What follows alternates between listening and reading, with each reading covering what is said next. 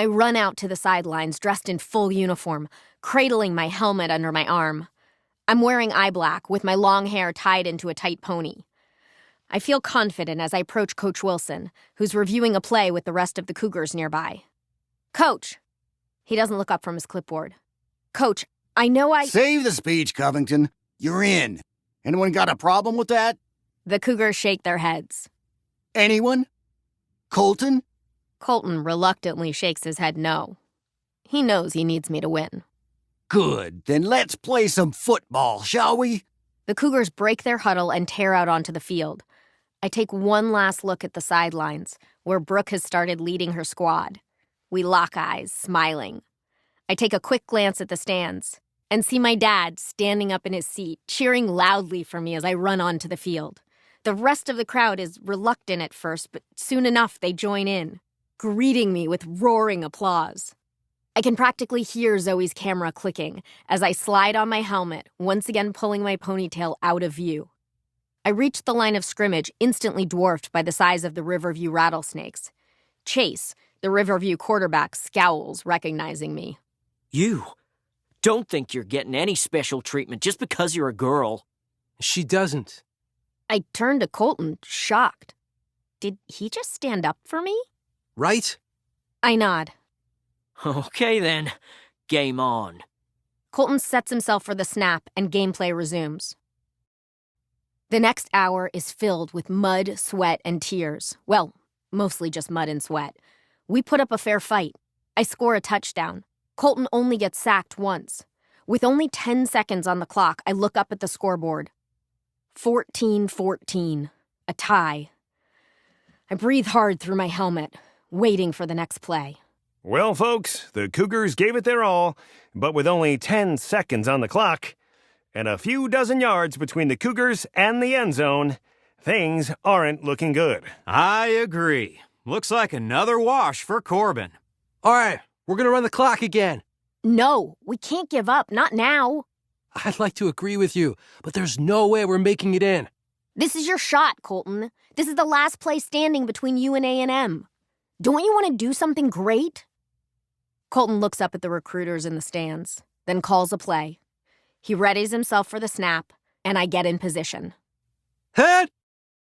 Hike! Play begins.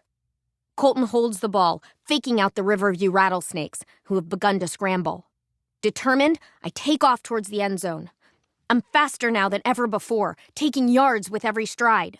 Colton risks one last glance at the recruiters, takes a deep breath, reaches back, and takes a gamble. He throws the ball long, longer than before. Folks, it looks like Lavery is trying for a Hail Mary. At this yardage? No way this is completed. I run, panting, out of breath. I turn, clocking the ball. I'm almost at the end zone, and all I can hear is my breath. The ball spirals toward me, and then I leap. Somehow I manage to wrap my arms around the ball, and then I fall to the ground, just barely over the line. But it's clear. I can't believe it! Touchdown Cougars! The crowd loses it. They cheer wildly as the clock runs out. 2014 Cougars. Cougars win! I open my eyes and find Colton extending his hand. I grasp it and Colton pulls me to my feet. Nice catch, rookie. I smile just as I'm rushed by the team. They swarm me, cheering, patting me on the back, and ruffling my hair. I scan the crowd and spot my dad, standing, cheering so intensely that his face has gone red. I beam at him. And then I start scanning the crowd.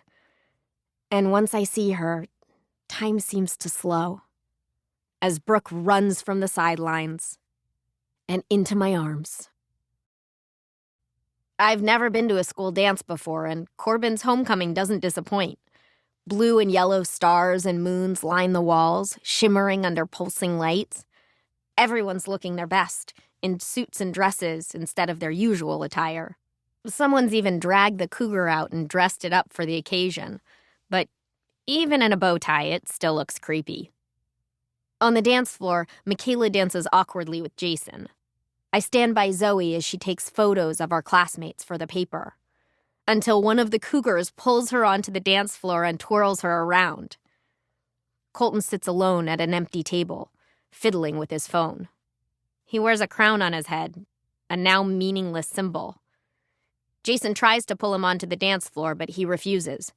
Instead, he scrolls through his photos until he finds the picture of Brooke kissing me on his bed.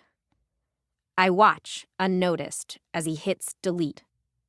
Maybe there's hope for Colton Lavery after all.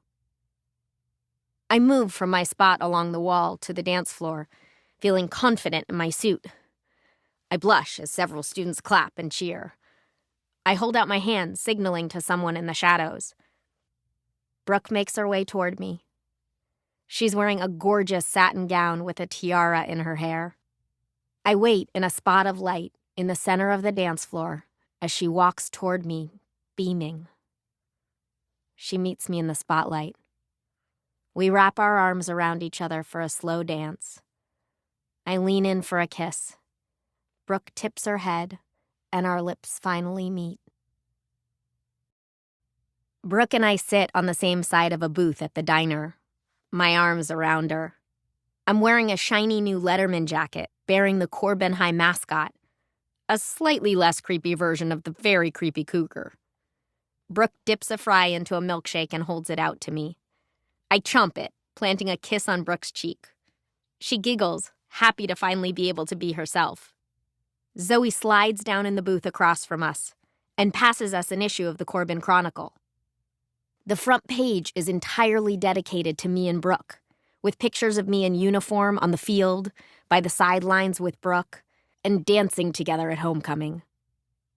The headline over the long and detailed article reads, "Homecoming Queens, How Two Fierce Ladies Changed Corbin High for Good, Just by Being Themselves." I flash an appreciative smile to Zoe before Brooke pulls me in for a kiss. I melt. The diner, the paper, Zoe, all fade into the background, leaving just me and Brooke. I think I've pretty much got Corbin High figured out. Football is a way of life. The quarterback is king, even though he didn't get the girl.